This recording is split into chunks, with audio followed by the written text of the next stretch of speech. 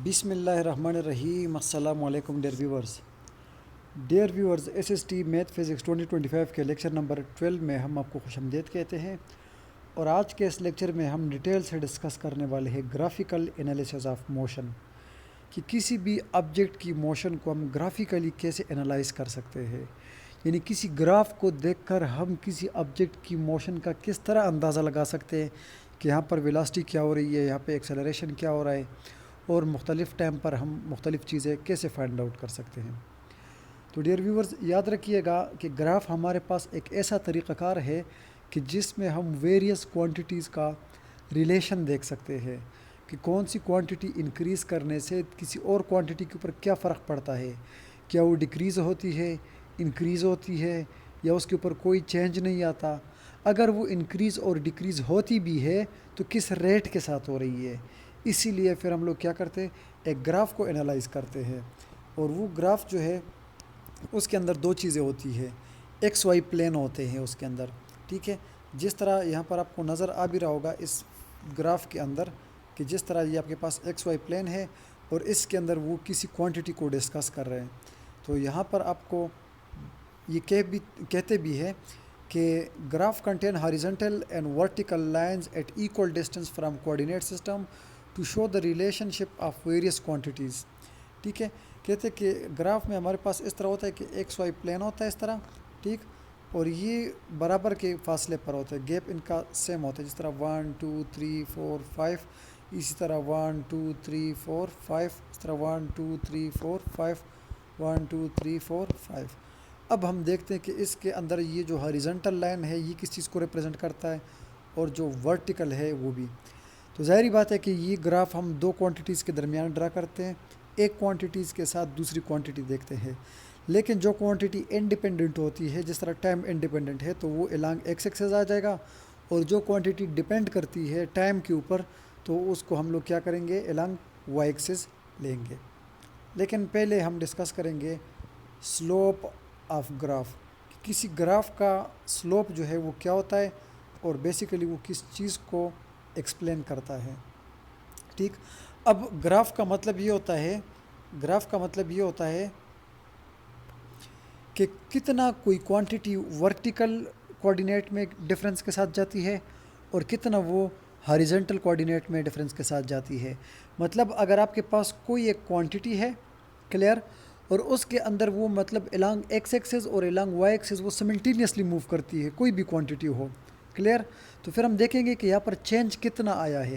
यानी ये क्वांटिटी जब मूव कर रही थी तो इसका एक्स कोऑर्डिनेट के अंदर कितना चेंज आया है और वाई के अंदर कितना चेंज आया है। तो फिर हम ये चेंज फाइंड आउट कर लेंगे, और वाई कोऑर्डिनेट का जो चेंज होगा, डिफरेंस होगा, उसको हम एक्स के डिफरेंस से डिवाइड कर लेंगे। हम बोलेंगे कि ये हमारे पास क्या है, स्लोप है।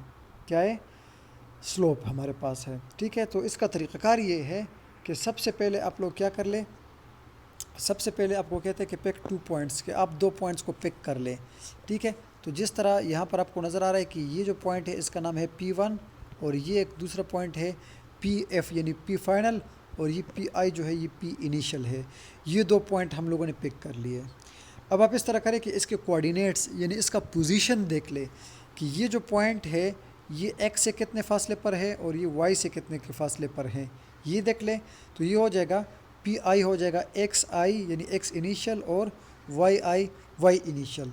इसी तरह जो PF पॉइंट होगा वो उसका x कोऑर्डिनेट हो जाएगा XI हो जाएगा, और y जो उसका कोऑर्डिनेट होगा वो क्या हो जाएगा, YF हो जाएगा। ठीक है, यानी P का पहला कोऑर्डिनेट होगा XI YI, और इसी तरह F का जो कोऑर्डिनेट होगा यहाँ पे, ठीक है, तो वो हो जाएगा XF और YF। क्लियर। अब आप क्या करें, वर्टिकल का आप डिफरेंस निकालें, यानी YF माइनस YI, और इसको हम लोग कहते हैं डेल्टा Y। इसी तरह XF माइनस XI, और इसको हम लोग कहते हैं डेल्टा X। अब आप क्या करें, डेल्टा Y को डेल्टा X के साथ डिवाइड कर दे। ठीक है, तो हम बोलेंगे कि ये हमारे पास इसका क्या आ गया, स्लोप आ गया। तो ये आप लोगों ने इसका डिफरेंस निकाल लिया, और अब y को अपने x से डिवाइड कर दिया, तो ये इसका स्लोप बन गया। क्लियर। अच्छा, अब मैं आपको अपने अल्फाज में बताता हूँ।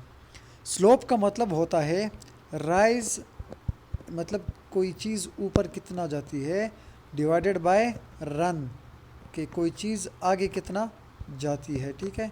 हम बोलेंगे इसको राइज डिवाइडेड बाय रन, ठीक है। तो ये इसका बेसिकली क्या चीज़ होती है, स्लोप होती है। क्या होती है, स्लोप होती है। अब मैं आप लोगों को ये कहता हूँ,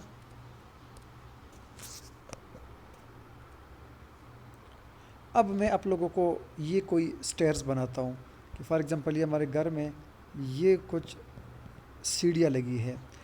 अब मैं आपको कहूँगा कि यार इसका स्लोप आप निकालें, तो आप कहोगे कि सर मुझे ये बता दें कि ये जो पॉइंट है ये कितना ऊपर है, यानी इसका राइज कितना है और फिर इसका रन कितना है। इनको हम डिवाइड कर लेंगे, यानी इसका y को x के साथ डिवाइड कर लेंगे, तो ये हमारे पास इसका क्या आ जाएगा, स्लोप आ जाएगा। क्या आ जाएगा, स्लोप आ जाएगा। अब इस स्लोप को हम फिज़िकल क्वांटिटीज़ यानी मोशन के केस में क्या कहते हैं, तो ज़रा देखते हैं। अब मुझे पहले ये बता दें कि स्लोप निकालना आप लोगों को आ गया। तो पहली बात ये है इसके लिए कि आप किसी दो पॉइंट्स को जो है वो अंडर मार्क कर ले कि कौन से पॉइंट के दरमियान हम लोगों ने स्लोप फाइंड आउट करना है। एक आ जाएगा पी आई और दूसरा आ जाएगा पी एफ। क्लियर हो गया।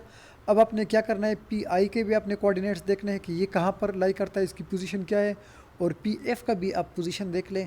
क्लियर। फिर उसके बाद आप इस तरह करें कि दोनों का आप डिफरेंस निकालें, और डिफरेंस निकालने का यानी वाई एफ को वाई आई से माइनस कर दें, और इसी तरह एक्स एफ को एक्स आई से माइनस कर दें। फिर डेल्टा वाई को डेल्टा एक्स से जो है डिवाइड करके हमारे पास क्या आ जाएगा, स्लोप आ जाएगा। क्या आ जाएगा, स्लोप आ जाएगा। अच्छा, अब ज़रा हम डिस्कस करते हैं डिस्टेंस टाइम ग्राफ को। कह रहे ये डिस्टेंस टाइम ग्राफ क्या होता है। तो डिस्टेंस टाइम ग्राफ कहते हैं the graph plotted between distance and time is called distance time graph. कि जब ज़ाहिरी बात है कि आप डिस्टेंस और टाइम के दरमियान ग्राफ ड्रा ही करोगे तो इसको बोलेंगे डिस्टेंस टाइम ग्राफ, ठीक है। तो डिस्टेंस जो है वो यहाँ पर क्या है, एस है, और टी जो है मतलब वो टाइम रिप्रेजेंट करता है, ठीक। और ये एस बाई टी जो है ये कोई ग्राफ होगा एस टी, ठीक है, डिस्टेंस टाइम ग्राफ। अब इसके अंदर हमें ये पता चलेगा कि ये ऑब्जेक्ट जो है वो कोई बॉडी है वो कितना डिस्टेंस कितने टाइम में जो है वो कवर करता है। तो इससे हमें उसी ऑब्जेक्ट का स्पीड भी जो है वो अंदाज़ा होगा, इल्म में आ जाएगा। अब इसके अंदर ये होता है कि डिस्टेंस टाइम ग्राफ के अंदर ये होता है कि दो इसके कोऑर्डिनेट्स होते हैं, यानी एक इसका होगा वाई कोऑर्डिनेट, ये आपको नज़र आ रहा है, और एक आपके पास होगा एक्स। जो आप लोगों को वाई ये वाला नज़र आ रहा है और एक्स आपको ये नज़र आ रहा है। लेकिन एलॉन्ग एक्स एक्सेस जो है वो हम लोग ले रहे हैं टाइम, और एलॉन्ग वाई एक्सेस हम लोग ले रहे हैं एस, और ये एस जो है ये मीटर में आ जाएगा, और टाइम जो है ये किस में आ जाएगा, सेकंड में आ जाएगा। क्लियर हो गया। अच्छा, अब ये डिस्टेंस और टाइम जो है ये दोनों पॉजिटिव क्वांटिटीज़ है। क्लियर। डिस्टेंस भी नेगेटिव नहीं हो सकता और टाइम भी नेगेटिव नहीं हो सकता। इसीलिए डिस्टेंस टाइम ग्राफ का जो कर्व आएगा तो वो पहले ही क्वाड्रेंट में होगा, क्योंकि दोनों पॉजिटिव है। और हम लोगों ने पढ़ा था कि पहले क्वाड्रेंट में यानी फर्स्ट क्वाड्रेंट के अंदर एक्स और वाई दोनों पॉजिटिव होते हैं। तो सेम इन द केस कि डिस्टेंस टाइम ग्राफ जो है वो फर्स्ट क्वाड्रेंट में आएगा। क्लियर हो गया यहाँ पे। अच्छा, अब आप लोग देखोगे कि कितना डिस्टेंस जो है वो कितने टाइम में कवर हो रहा है, इसको हम लोग डिवाइड करेंगे और इसका हम लोग स्लोप निकालेंगे। तो अब यहाँ पे कितने देखिए लिखा भी है, the slope of distance time graph या कर्व गिव्स ओनली स्पीड, कि इसका जो स्लोप होगा ये वाला स्लोप ये आपको स्पीड बताता है। क्यों बताता है, क्योंकि डिस्टेंस जो है ये आ गया वाई में और टाइम जो है ये आ गया एक्स में। तो एस बाई टी जो है ये बेसिकली उसकी क्या है, स्पीड है। क्या है, स्पीड है। तो इसका ये मतलब है the slope of distance time graph gives us the speed of the object. ये एक वैलिड एमसीक्यूज देखिए, मैंने आपको यहाँ पे दो एमसीक्यूज मैंने बड़े अच्छे बना दिए। वो पहला एमसीक्यू ये है कि जो डिस्टेंस टाइम ग्राफ होगा ये हमेशा कौन से क्वाड्रेंट में लाई करेगा, तो पहले क्वाड्रेंट यानी फर्स्ट क्वाड्रेंट के अंदर लाई करेगा। दूसरी बात ये है कि slope of distance time graph जो है ये हमेशा हमेशा जो है आपको स्पीड देगा, ठीक है। Slope of distance time graph जो है ये स्पीड देगा, क्योंकि ये एस डिवाइडेड बाई टी है, यानी वाई डिवाइडेड बाई एक्स, तो एस डिवाइडेड बाई टी, और एस बाई टी जो है ये आपको वी यानी स्पीड के बारे में इंफॉर्मेशन देता है। तो ठीक है, ये चीज़ आप यहाँ तक क्लियर कर लें। अच्छा, अब यहाँ पर आप देखोगे इस फिगर को, तो ये आपको कहता है कि यार डिस्टेंस के अंदर जो चेंज आ रहा है वो कितना आ रहा है 100 मीटर, कितने टाइम में 10 मीटर में। तो 100 मीटर डिवाइडेड बाय 10 सेकेंड, तो ये से कट जाएगा, तो इस स्पीड जो है वो आ जाएगा 10 मीटर पर सेकेंड।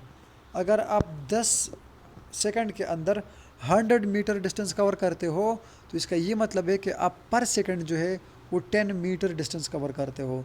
हर सेकंड में आपको 10 मीटर दौड़ना है, तो ये इसकी बेसिकली आपके पास क्या आ जाती है, स्पीड आ जाती है।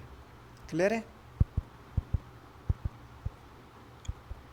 जिस तरह ये आप लोगों को मैंने बता दिया कि 100 मीटर इन 10 सेकेंड, और स्लोप जब आप फाइंड आउट करोगे तो ये क्या हो जाएगा, स्लोप हो जाएगा v is equal to delta S divided by T, और फिर जब आप इसको डिवाइड करोगे तो ये हो जाएगा 100 minus zero divide by 10 minus zero, 100/10, और ये 10 मीटर पर सेकेंड आ जाएगा।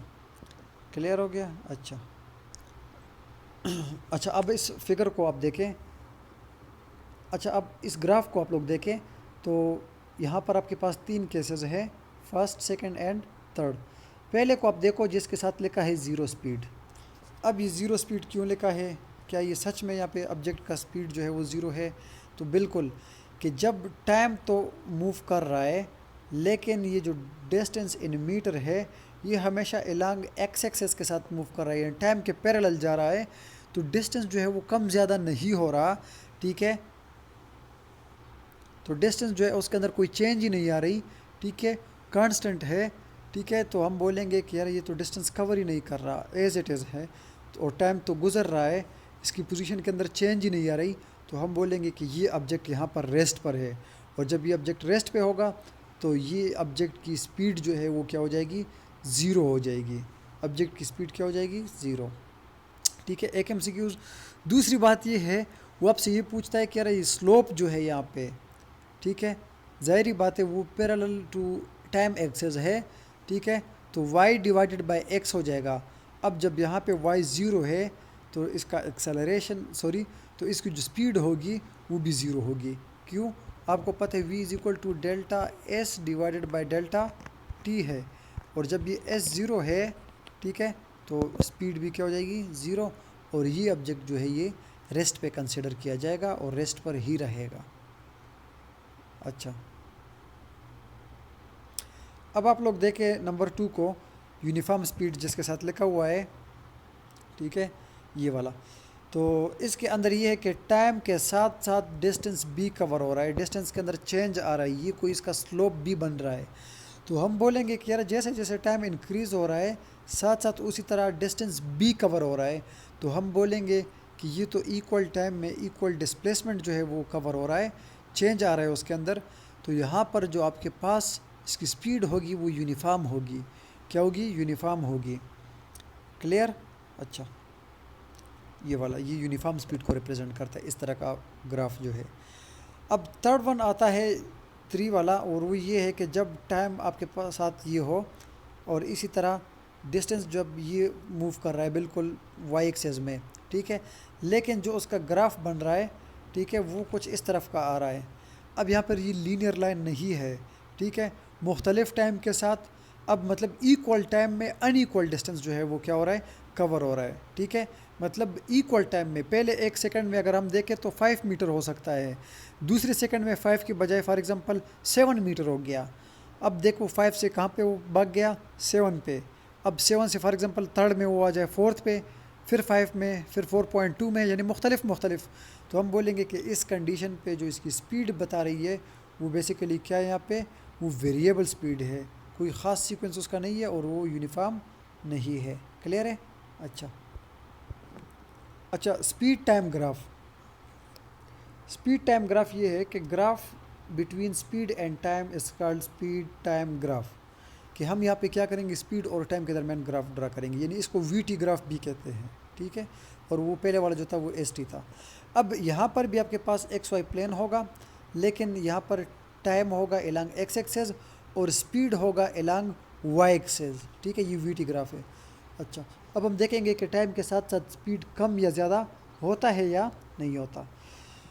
ठीक हो गया। अच्छा, अब इसकी 2 बातें आपके सामने बहुत ज़्यादा इम्पॉर्टेंट आ रही है। और वो पहली बात ये है कि the slope or gradient, slope को ग्रेडियंट भी कहते हैं। Gives us the magnitude of acceleration, कह रहा ये जो वी टी ग्राफ है इसका जो स्लोप है वो हमें एक्सेलरेशन बताता है। ज़ाहिरी बात है कि जिस तरह v डिवाइडेड बाई टी है, ये अलॉन्ग y एक्सेस और ये अलॉन्ग x एक्सेस, तो v डिवाइडेड बाई टी ज़ाहिरी बात है आपको एक्सेलरेशन देता है। तो पहला MCQs यहाँ पे क्लियर हो गया कि एक्सेलरेशन जो है it is the slope of speed time graph v by t is equal to a। पहली बात तो ये हो गई। दूसरा आप लोगों को यहाँ पर ये बताता है कि the area under the graph gives distance travelled, कि यार वी टी ग्राफ के अंदर, यानी वी टी जब आप कर्व ड्रा करोगे उसके अंदर जो एरिया बनेगा वो आपके पास बेसिकली क्या होगा, डिस्टेंस ट्रेवल होगा, वो एस होगा। वो क्या होगा, एस होगा। जिस तरह फॉर एग्जांपल मैं आप लोगों को यहाँ पे बता दूँ कि ये हमारे पास कोई एक्स वाई प्लेन है, ठीक है, ये हमारे पास कोई एक्स वाई प्लेन है, इस तरफ आ गया v और इस तरफ आ गया t और ये कोई ग्राफ बन गया। अब इसके अंदर ये क्या बन रहा है, तो आप कहोगे कि v क्रॉस t, ज़ाहिर जब प्रोडक्ट लोगे और प्रोडक्ट लोगे तो v क्रॉस t से बन जाएगा s, s is equal to v cross t, तो ये डिस्टेंस होगा इसके अंदर। क्लियर है यहाँ पे? अच्छा, यहाँ पर अब इस फिगर को आप लोग देखें तो आप लोगों को ख़ुद इसके स्लोप का अंदाज़ा हो जाएगा कि यार ये किस तरह जो है वो हमें, यानी वेलोसिटी और टाइम ग्राफ जो है, यानी मैं इस केस में स्पीड कहूँगा, स्पीड टाइम ग्राफ जो है वो आपको किस तरह एक्सेलरेशन देता है। तो जब आप इस फिगर को गौर से देखोगे तो इस कंडीशन पर आपकी वेलोसिटी बन रही है, स्पीड बन रही है, इस टाइम पर आपका टाइम एक्सेस बन रहा है, और दोनों का जब आप चेंज निकालोगे यानी v delta v divided by delta t, तो ये आपको बेसिकली क्या देता है, एक्सेलरेशन देता है। क्या देता है, एक्सेलरेशन देता है।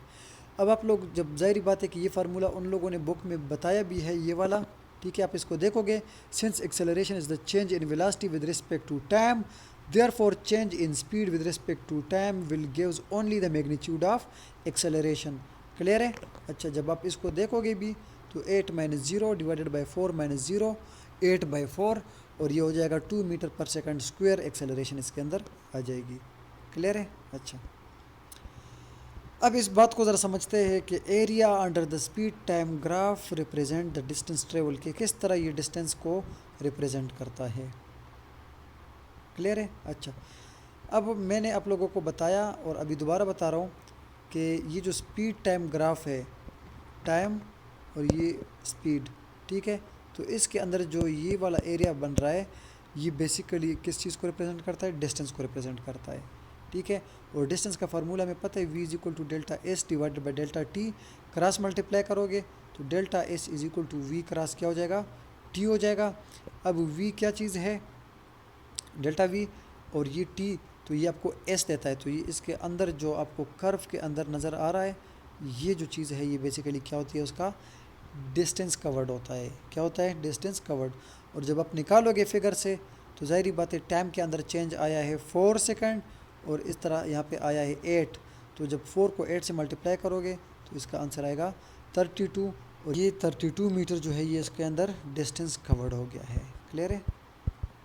अच्छा, अब इस फिगर को देखकर आप लोग मुझे बता दें कि ये जो फिगर है जिसके अंदर वेलोसिटी ये है और ये टाइम गुज़र रहा है, ठीक है, मतलब वेलोसिटी के अंदर कोई चेंज नहीं आ रहा, ठीक है, और टाइम के साथ साथ इसके अंदर कोई चेंज नहीं आ रहा, तो ये किस कंडीशन को, यानी ये कौन सी चीज़ को एक्सप्लेन कर रही है, तो आप कहोगे ये यूनिफॉर्म वेलोसिटी को एक्सप्लेन कर रही है कि टाइम तो गुजर रहा है लेकिन वेलोसिटी के अंदर कोई चेंज नहीं आ रहा है, वेलोसिटी कांस्टेंट है, इसीलिए ये जो एक्सेलरेशन है ये क्या है, ज़ीरो एक्सेलरेशन है।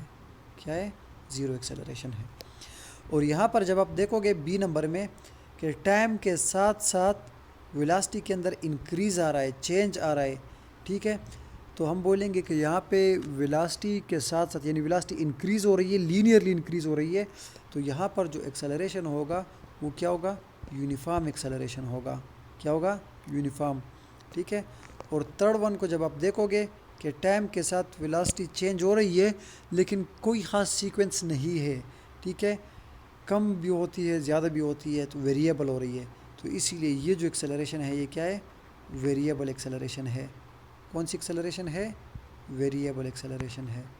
ठीक है, तो ये कुछ पॉइंट्स थे आज के लिए जो हम लोगों ने डिस्कस कर लिए वेलोसिटी टाइम ग्राफ और डिस्टेंस टाइम ग्राफ के हवाले से। तो इससे बड़े सारे एमसीक्यूज आप लोगों को क्लियर भी इंशाल्लाह हो गए होंगे, और इसके बाद हम लोग डिस्कस करेंगे इक्वेशंस ऑफ मोशन। तो आज के लिए इतना काफ़ी है। ठीक है, थैंक यू सो मच, अल्लाह हाफ़िज़।